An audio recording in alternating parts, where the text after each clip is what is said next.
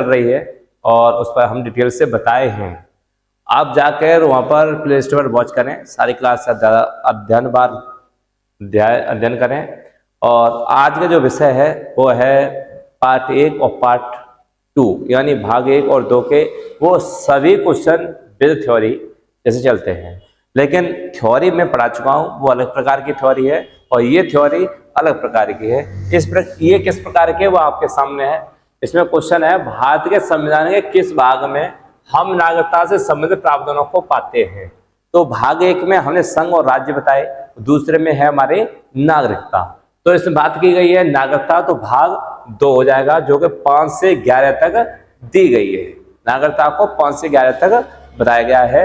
Detail तो वही मिलेगी, सिर्फ हमारी वो क्वेश्चन है भारतीय संविधान इनमें से कौन सी नागरिकता प्रदान करता है। तो ये कौन सी नागरिकता प्रदान करता है, तो ये करता है एकल नागरिकता। एकल नागरिकता यानी कि राज्य में रहो या फिर केंद्र में रहो। आज महाराष्ट्र के हो, यूपी आए, यूपी वाए महाराष्ट्र जाए, आधार एक ही है। आम आदमी का आधार एक ही आधार है, यानी एकल नागरिकता है, अलग अलग नागरिकता नहीं है। अमेरिका में राज्यों की अलग होती है और देश की अलग होती है, ठीक है। तो एकल नागरिकता को भारत में ब्रिटेन से लिया गया है, ये भी इंपॉर्टेंट है। कहां से लिया गया है, कहां से लिया गया है, हाँ ब्रिटेन से, इन गोरों के यहां से लिया गया है, यानी एकल नागरिकता। आंसर ऑप्शन नंबर ए था। भारतीय नागरिकता नहीं प्राप्त की जा सकती, किस हिसाब से नहीं की जा सकती। एक है जन्म द्वारा, देश के द्वारा, किसी विभाग के सम्मिलित द्वारा, या भारतीय बैंक में धन जमा करके। तो सही से कौन सा हो जाएगा, भारतीय बैंक में धन जमा करके नागरिकता नहीं ली जा सकती। ऐसे तो कल को ओबामा, ट्रंप, चीन का बीजिंग सब आ जाएंगे, बैंक में पैसा डाल के एंट्री ले लेंगे। तो यही क्या है, गलत है। भारतीय नागरिकता अधिनियम यानी 5 प्रकार की नागरिकता को कैसे प्राप्त कर सकते हैं। पहली तो है जन्म से, आप यहीं के जन्म में हो तो आपको प्राप्त होगी। दूसरा है वंश से। तीसरा पंजीकरण, यानी आए हुए हो तो रजिस्ट्रेशन करा लो, नागरिकता मिल जाएगी। चौथा है प्राकृतिकरण या देशीकरण से, या ऐसा हो सकता है मान लो हमने किसी हिस्से को कब्जा रखा हो, यानी मतलब हमने उसको अधिग्रहण कर लिया हो, तो उसमें यानी देशीकरण कर लिया जाएगा। या क्षेत्र समष्टीकरण या क्षेत्र अधिग्रहण के हिसाब से भी, यानी 5 प्रकार से हम अपनी नागरिकता को इस भारत में सम्मिलित कर सकते हैं और भारतीय बैंकों में धन जमा करके नहीं ले सकते। हमारे जैसे नागरिकता में कहाँ से कौन कौन सी बात कही गई है, कौन से आर्टिकल में कौन सी नागरिकता है। तो भाग 2 में तो इसकी चर्चा ही है। भाग 5 से वो आर्टिकल 5 से 11 तक इसे निम्नलिखित जैसे देख सकते हैं। तो अनुच्छेद 5 में कहा गया है कि संविधान के प्रारंभ में नागरिकता, संविधान में जो लिखा गया था, संविधान जब बना था उससे पहले जो लोग थे वो नागरिक होंगे।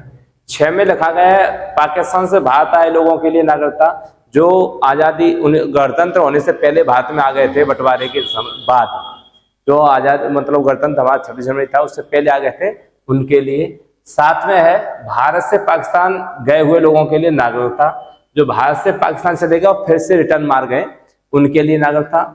8 में भारत के बाहर रहने वालों के लिए नागरिकता, जैसे किसी कोई व्यवसाय के लिए गया है, जैसे कौन से होते हैं NIR वगैरह, NRI वगैरह, उनके लिए नागरिकता जो किसी नौकरी या किसी उद्देश्य से बाहर गए हुए कुछ दिनों के लिए, पेट पूजा के लिए या पेट के खातिर गए हैं, उनकी नागरिकता बनी रहेगी। आर्टिकल 8 कहता है। अनुच्छेद 9 विदेशी नागरिकता ग्रहण करने वाले लोगों के लिए नागरिकता, अगर कोई विदेशी नागरिक हमारे भारत का विदेश में कोई नागरिकता ले लेता है तो उसके बारे में कहा गया है नागरिकता कब तक उसके यहाँ पर समाप्त हो जाएगी या नहीं होगी, उसके बारे में लिखा हुआ है 9 में। 10 में है नागरिकता का बने रहना, ये कब तक बनी रहेगी, आपने कितना संगीन मामला अपराध किया है, ज्यादा संगीन है तो नागरिकता खत्म की जाती है और उसकी कंडीशन दी गई, टर्म ऑफ कंडीशन है आर्टिकल 10 में। आप नागरिकता कब बनी रह सकती है। अब सवाल यहाँ उठता है कि नागरिकता खत्म होने के कारण मतलब नुकसान क्या है, फायदे क्या है। तो फायदा तो एक भी नहीं, नुकसान ये है कि आपको कोई पहचानेगा ही नहीं, आप कहाँ से हैं वोट नहीं डाल पाएंगे, आपको इस तरह की सुविधा नहीं ले सकेंगे, आप एक तरह के आतंकवादी घोषित कर दिए जाएंगे, जो कोई भी आपको मार के चला जाए आपकी रिपोर्ट भी नहीं लिखी जाएगी, समझे। तो ये है नागरिकता की वैल्यू। अब 11वां क्या है, देखो हर कहते हैं ना, किसी लास्ट वाले जो भाग होता है ना, आर्टिकल होता है किसी भाग का, उसमें संशोधन की प्रक्रिया होती है, यानी संसद आना ही है।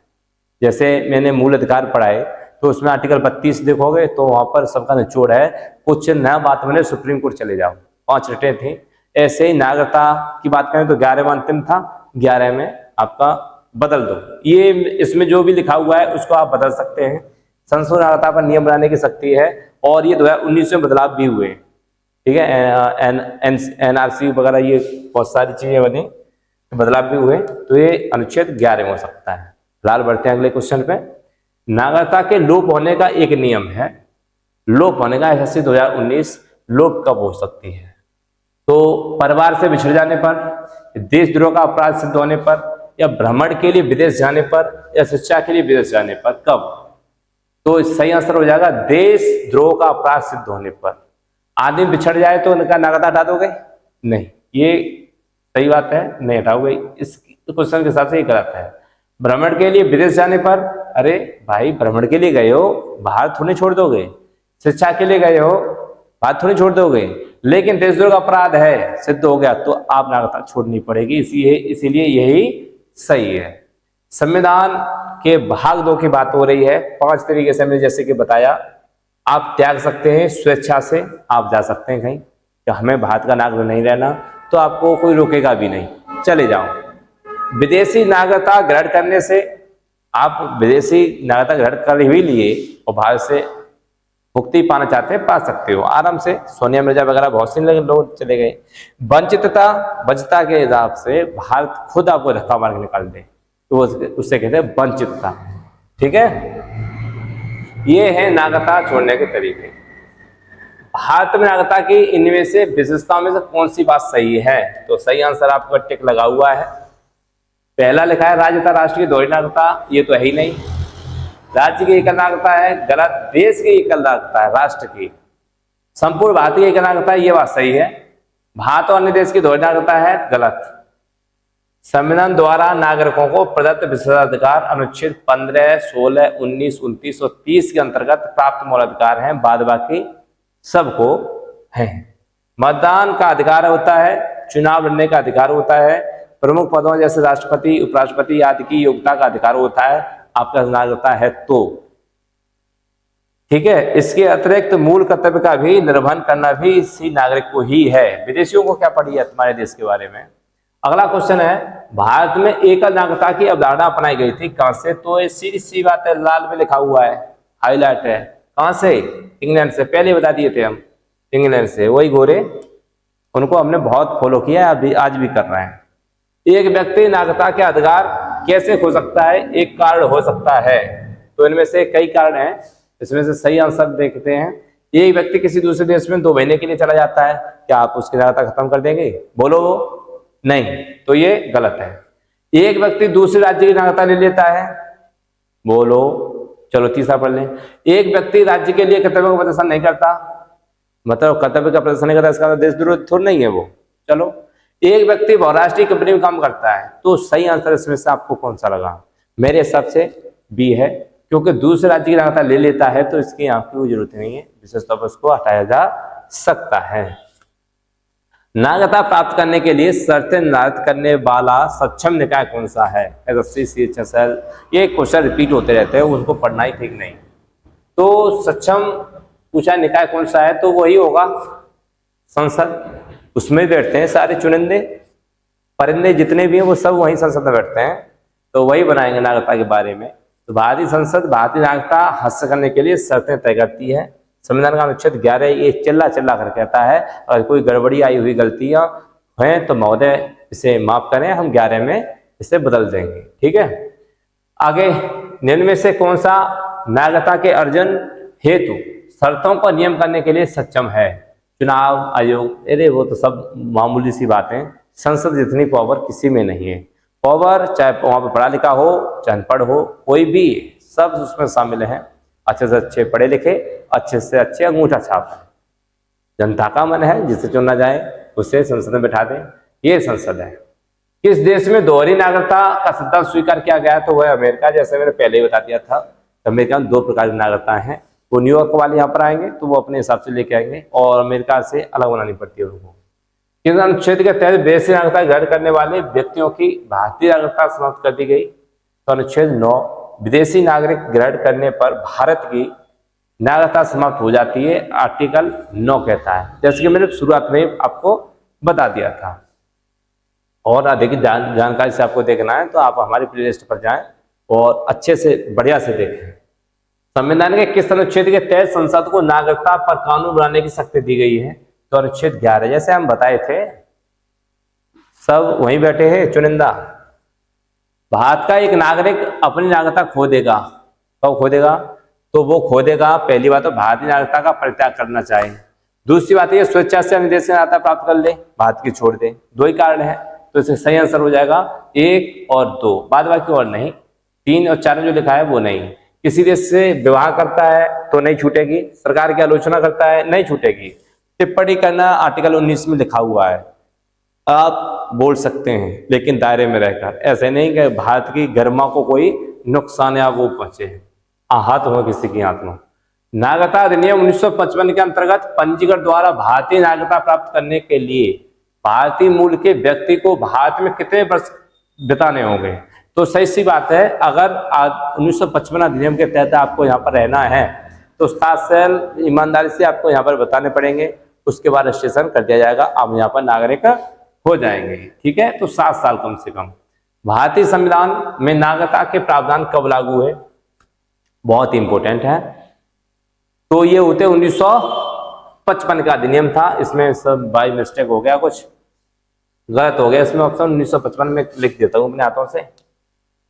भारतीय संविधान में नागरिकता के प्रावधान कब लागू हुए? 1955। कौन से ऑप्शन बना दूं? मैं यही बना देता हूँ, ये मान लो 1955। अच्छा, नागरिकता अधिनियम 1955 तो है ही, इसका साथ 1955 में और भी कांड हुए हैं मतलब और भी चीज बनी है। हिंदू विवाह एक्ट बना, फजल अली आयोग भी 1955 में आया, काका कालेकर सर अपनी रिपोर्ट लेके आए, पंडित जवाहरलाल नेहरू ने भी भारत रत्न मिला था 1955 में। ये कुछ घटनाक्रम है 1955 का, हालांकि इन घटनाक्रम का इस क्वेश्चन से कुछ मतलब नहीं था, जोड़ दिए हैं हम। ठीक है, अगला क्वेश्चन है, इनमें से कौन सा मौलिक अधिकार विदेशी नागरिकों को प्राप्त नहीं है? कौन सा नहीं है? पहला तो है लोक नियोजन के विषय में अवसर की समानता, नौकरियों में अवसर की समानता है क्या? अच्छा, अस्पृश्यता का अंत। दूसरा, अपराधों के लिए 2 सिद्धि का अधिकार, प्राण और देह की स्वतंत्रता। प्राण देह की स्वतंत्रता देखो, भारतीय संविधान के अनुच्छेद 15, 16, 19, 29 और 30 हम पहले ही बताए हैं।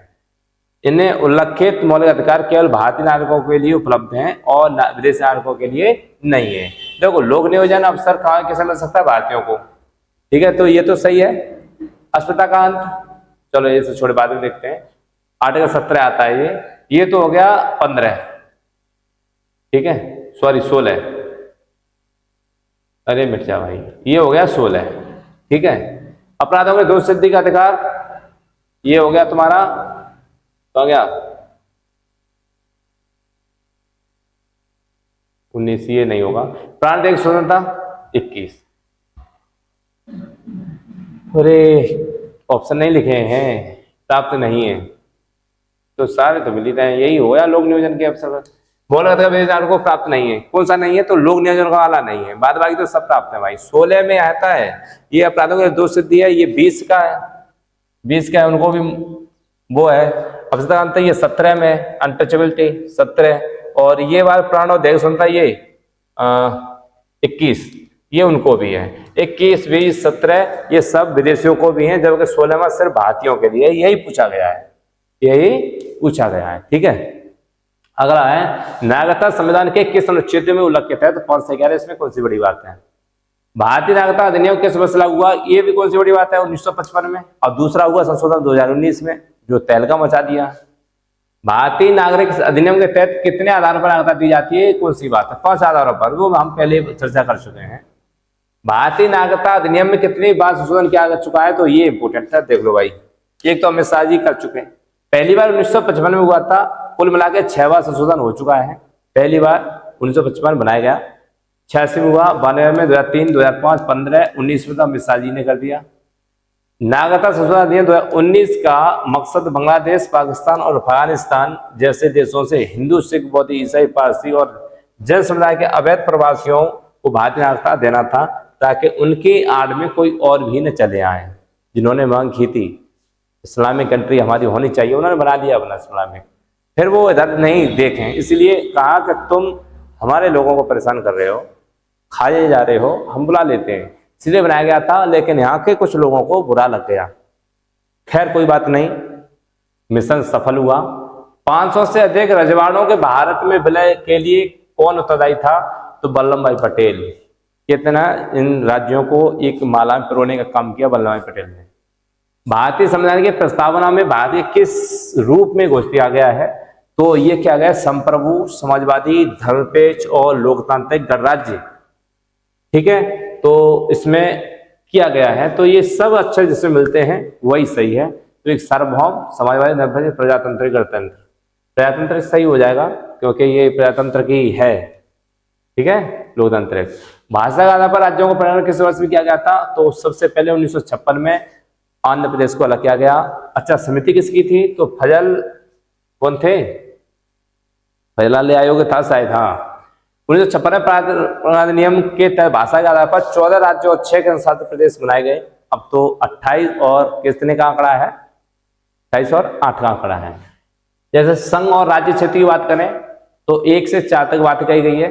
भारत राज्यों का एक संघ है। भारत सिर्फ ग्रामीण लोग और इंडिया शहरी क्षेत्र वाले बोलेंगे, क्योंकि हिंदी मीडियम तो गांव के ही होते हैं, हमें तो लगता है ऐसा ही, लेकिन अब इंडिया भारत एक ही बात है, संविधान लिखा हुआ है भारत, दैट इज इंडिया। ठीक है।